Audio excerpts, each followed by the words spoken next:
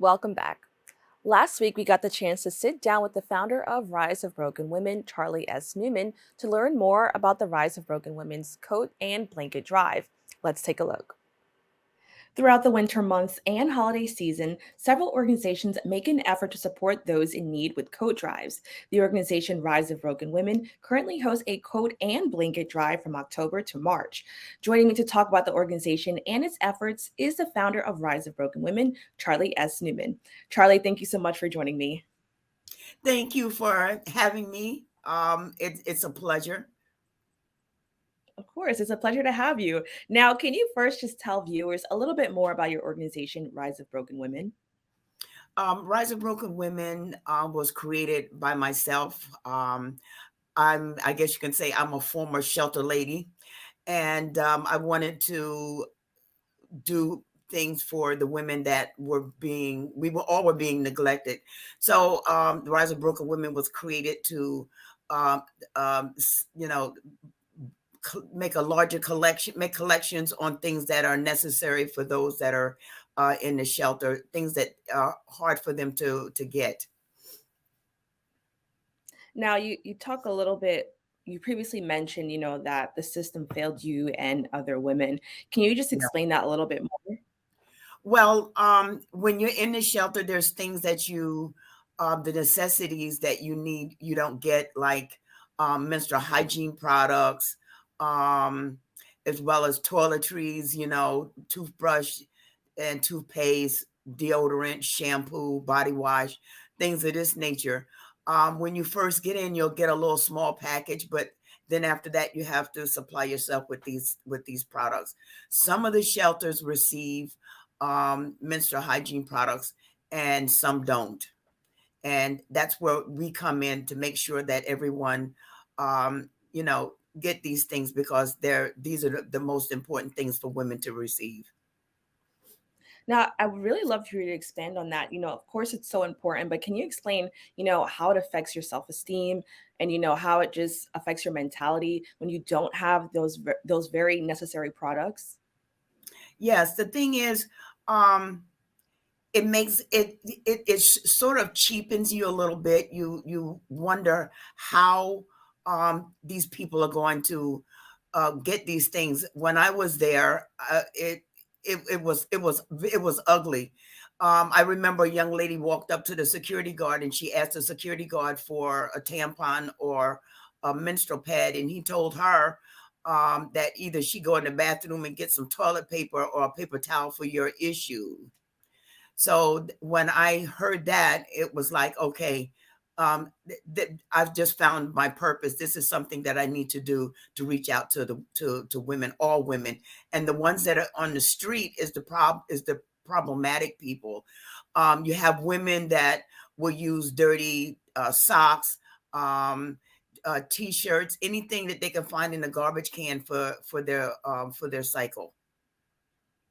Now, your organization has been doing so much work to support those in need, and your most recent effort consists of hosting drives, just for the people who need necessary items, especially during the winter. Can you talk about your coat drive? The coat drive, I uh, get the coat drive for those that they all need coats, and it starts from infants up to adults, and that include children. Um, the coats are donated from multiple people who we reach out to. Actually, I just mentioned it, and it's just been like a drove. People just started calling and sending coats. I think the our goal is to collect about 2,500 coats.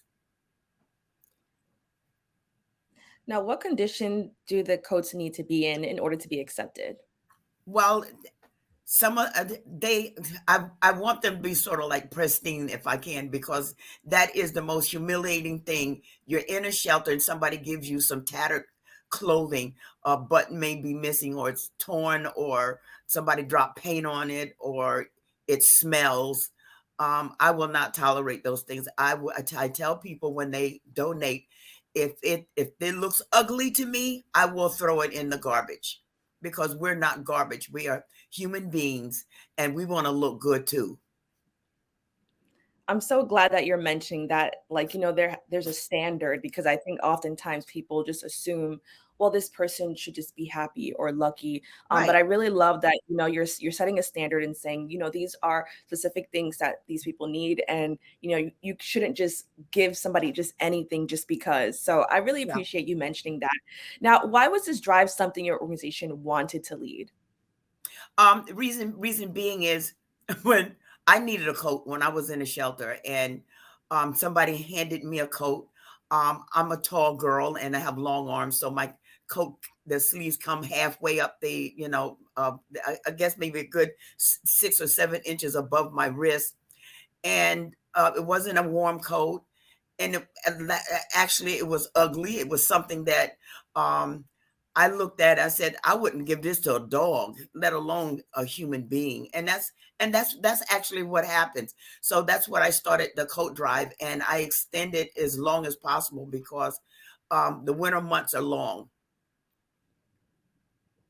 Now, I know you also host a blanket drive, and I think Yes. this is really different. We don't really hear about them as often as we hear about the coat drives. Can you explain why that was important to include? Um, because it's the thing is being warm.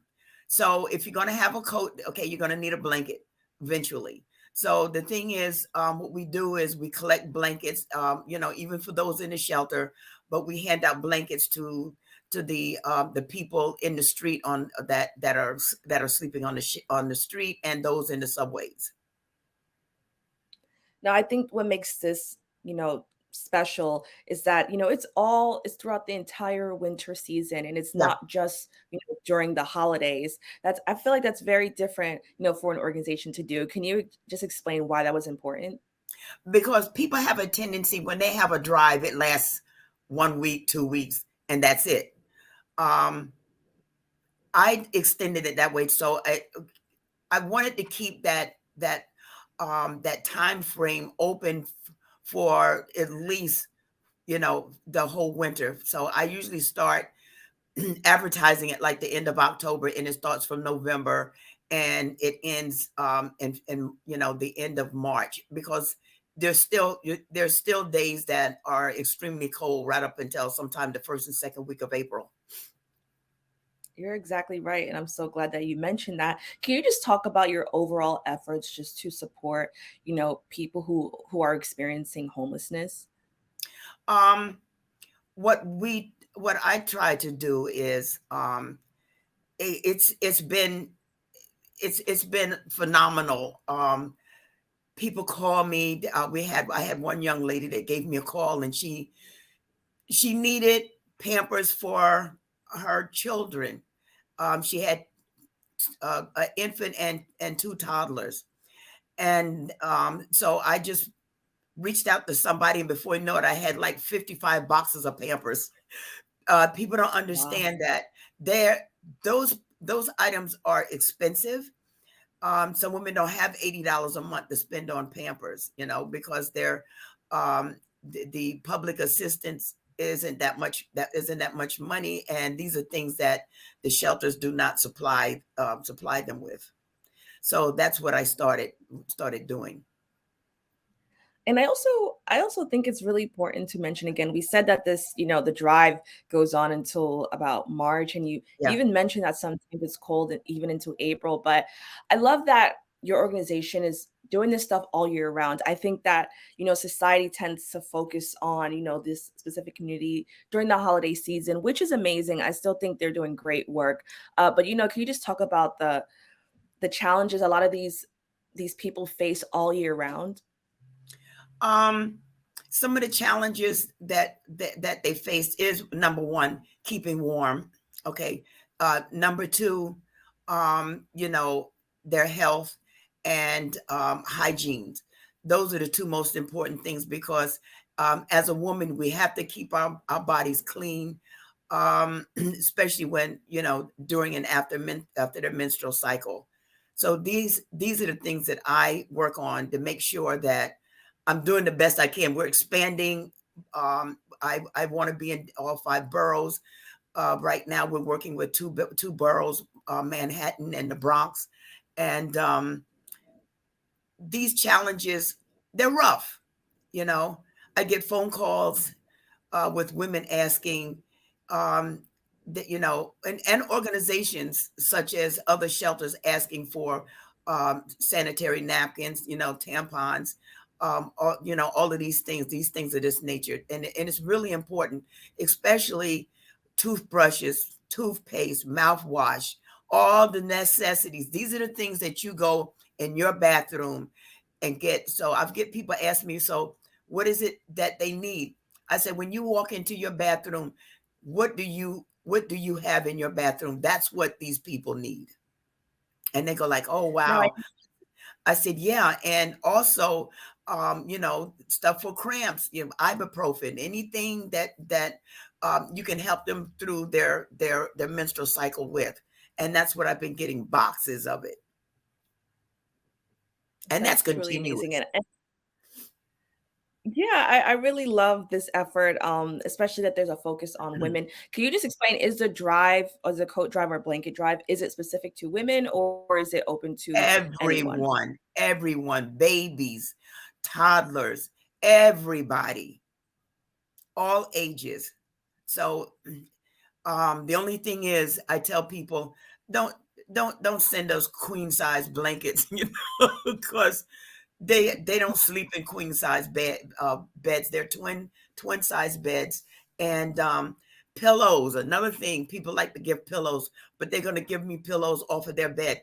I can't accept that because um the it's unhealthy. People slobber on pillows. So if you donate pillows, go to the store and buy a brand new pillow. Charlie, I just want to say thank you so much for joining us and sharing, all the work your organization has been doing to support so many people in New York City. Thank you.